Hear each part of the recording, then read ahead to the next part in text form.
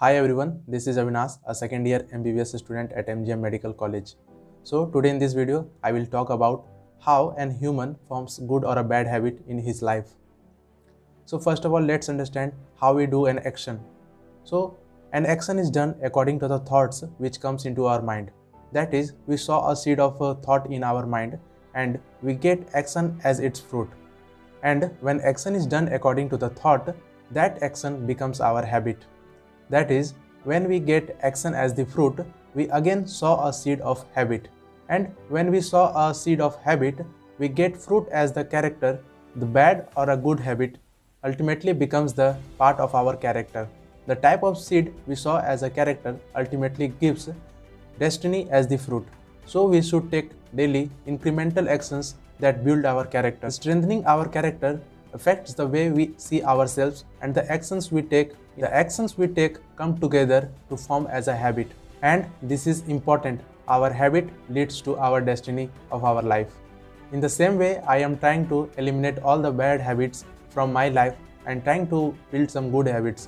So we can do this by controlling our thoughts which comes into our mind. So we will have to bring thoughts in our mind which are very important to building our character that will ultimately decide our destiny. On the other hand, if we are unable to control our thoughts, we should at least try to not take every actions according to our thoughts.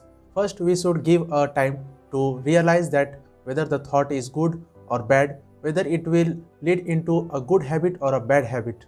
In this way, we can prevent a lot of bad habits from coming into our life. This whole system can be understood by an example. So let's take an example. Suppose I am studying something and suddenly a thought of watching a movie comes into my mind. Now I have two options. First, I will instantaneously walk away from my study table and go to watch the movie.